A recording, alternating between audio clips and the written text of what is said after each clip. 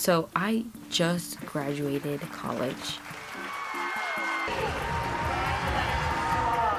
and I thought that I could do an overall general review of my thoughts. Is it worth it? Should you endure the trauma of 4 years for that degree? All of the above questions will be answered in today's video. So firstly, I want to talk about the knowledge that you gain in college. I think it's genuinely a great place for someone who's like an intellectual who really enjoys learning on their free time, because one, you'll find a lot of other people who are just like you. You'll learn a lot from your professors. You'll usually have professors who are genuinely passionate about the topic that they teach. So it's a great place for you to expand your knowledge that you already have. If you aren't someone who enjoys learning on their free time, it's not going to be a great place for you, because not every professor really teaches in college. Most of the time, you're going to be forced to learn the material outside of class, because they just don't go over it in class, or you don't have enough time to understand the material because the class is so fast-paced. Secondly, everything that you've learned up until now, so high school, middle school, elementary school, basically leads up to college. They all just basically train you to sit in a room for long periods of time listening to one single person.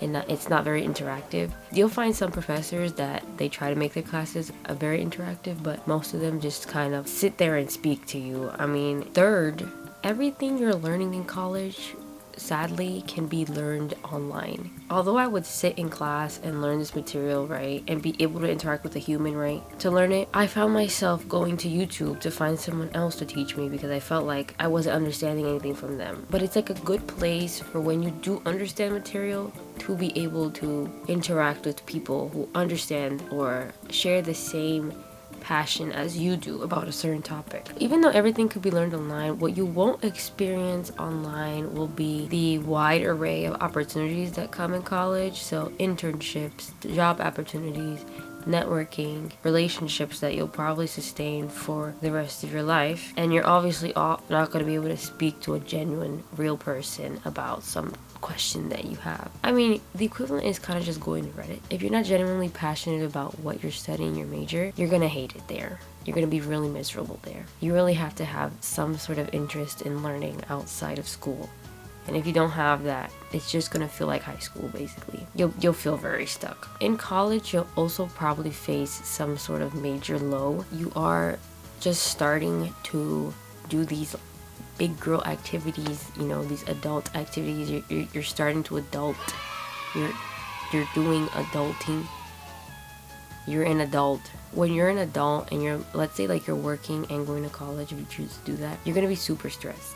Like super stressed. College is already a lot, and then you add on a job, it's even worse. And if you have any other hobby that you do outside of school and you add that on too, you're going to be extremely stressed, because you have basically all the burden to do well in college. No one's behind you on your assignments. No one's going to remind you. If you're failing, you need to talk to your professor. They're not going to reach out. You'll most likely face some sort of low where you're going to be questioning your entire reality and what you've chosen up until now. So, but it's good. It teaches you time management. It teaches you to sometimes you have to say no to opportunities. And it also teaches you that life isn't that dandy. So for my second major point, it's going to be about socializing. College gives you a lot of social practice. So obviously speaking in person with your peers, with your professor, how to conduct yourself professionally. It makes you have to reach out first, makes you initiate. You need to learn how to make good emails, and obviously group projects.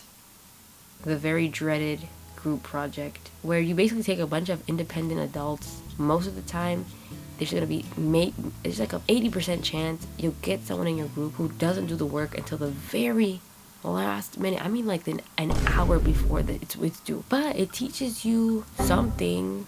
I don't know what, but it teaches you something. Trust me, it does. If you are going to a commuter school, unfortunately, it's going to be very hard to find lasting friends, because most people, you see them for one class, one semester, and then they're kind of gone because they don't live on campus. You don't see them as often, and they're not going to be able to go to a lot of events since they commute. And they have to keep in mind that they have a certain time they need to be home if they have a curfew or something like that, which happened to me. I have somewhat of a curfew, so I can't be out and about at 12 a.m. hanging out with my friends at college because I have to take a train to Fordham Road. And if you know anything about Fordham Road, it's terrible, and I'm not going to be there at 12 a.m. So I always had to leave early, and I always missed out on events. So at the end of the day, everyone is really busy in college. Not everyone has the time to invest in friendships. So if you find someone that you really click with, and then the next semester no one reaches out, you guys don't really talk, don't take it personally. Literally, people just don't have the time, and you never know what someone's going through in college. It's crazy. It's a crazy world. College is really a place where you're transitioning. It's kind of like the middle ground where you kind of don't really have to pay taxes because you're a student, but they also expect you to pay your bills, so you have to work. And then if you work, then you have to pay taxes. It's a weird time period. And then you also have to do your FAFSA by yourself, which has a bunch of tax information. And then you hope and pray that like they give you money. It's a really weird time. It's where people lose friendships, they make friendships, they lose themselves, they find themselves, because you're going to have that existential question of who am I in college. Prepare for your beliefs to be questioned a lot. Professors, especially if you go the more psychological route and not the sciencey route, well, that is kind of the sciencey route. But if you go more of like sociology, psychology, and not the math and nursing route, you're going to find that a lot of professors really want you to start thinking outside of your box and thinking outside of what you've grown into and what you've grown up to be. They will ask very odd questions sometimes. They will push you. The people in your class, you're gonna find people who are kind of strange. And I don't want to sound mean, but they have an odd way of seeing the world, or they have a very odd opinion that's not the same as yours. And you really need to, one, learn how to control yourself and not take opinions personally, but two, you need to learn how to defend your own belief and to adapt your belief and learn where your beliefs come from, which I genuinely enjoyed, because you don't typically find in life people who are willing to sit down with you, who are opposing beliefs and talk to you about their own beliefs. People are very sensitive nowadays. To just do that is great. And I think you should take advantage of that. Very quick story time. I met this one girl in one of my Italian classes who was interesting at first, but then she started, on the first day of class, I'm telling you, on the first day of class, she started divulging into how her life's purpose is essentially to scam a man. She wanted to scam a man by marrying him and then divorcing him and taking all his money. And honestly, I left that class feeling a little scared, because I just met this girl, and for the rest of the semester she was perfectly normal. So I don't know what that was. If you go to New York, you will know what I'm talking about. Some of these people are odd, and they're not really scared to show how odd they are. So be prepared for that. For my last and maybe my most important point, the mental health aspect of college. So firstly, college will improve your self-discipline because no one's tracking what you do. You know, you're fully in charge of your own college experience. That's including turning in homework on time, making sure you make an appointment if you need to, or asking someone about financial aid if you need it, because no one, and I tell you, no one will help you with your financial aid. They may give you advice, but they won't do it for you. So you really need to ask questions if you want them. I went to a CUNY, so I know my experience isn't the same everywhere, but college is very exhausting and it'll really test your limits. In college, it's very easy to become isolated, especially if you don't live on campus, because you gotta get caught up in the whole world of keeping track of your assignments, having to manage a job, having to manage 5 classes if you're maxing out to 5 classes, and managing all of that. It takes a lot of time and effort, and so you won't pay attention so much to your friends. You won't have the time to manage your friendships. You won't have the time to take care of your friendships. But if people are really your friend, they'll understand and you'll be fine. Also, be prepared for people to change. The people you once knew in high school, maybe you were friends with them since high school or elementary school, they are going to change. They are. It could be a little bit, it could be a lot.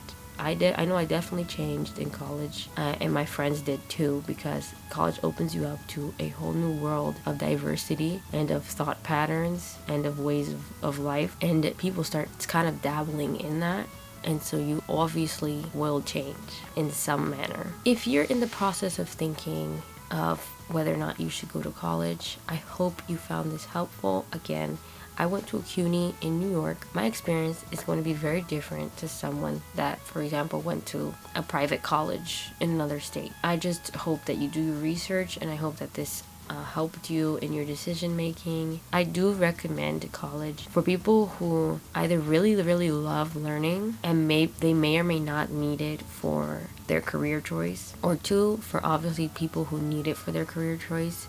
If you want to become a nurse or a doctor or architect, you obviously need to go to school for that. So it doesn't matter what the cons are, you're gonna have to go regardless. But for me, I chose to study media, so what I'm doing right now. And I didn't really need the degree because I already had experience outside of school doing this. I did it because I wanted to have it. I had it as a goal in my life, finish college and get that degree. I really enjoy learning. Like, I love learning outside of school. I'm very curious. So for those people who are kind of like me, who are very curious and really like learning outside of school, I really recommend college because you'll find people like you who you won't typically find out in the wild. In general, college will test you. Don't let it win. You can finish, and if anyone out there is in the middle of finishing their degree, I hope all the best to you, and I know you can do it, and I know you can finish. It's gonna feel so good when you finally walk across that stage, even though I didn't walk across the stage because I just had to go to a CUNY school that didn't do that. But anyways, when you walk across that stage, you're gonna feel so good about yourself, and all the hard work that you've done is actually really gonna feel like it paid off. I hope you enjoyed this video, and adios.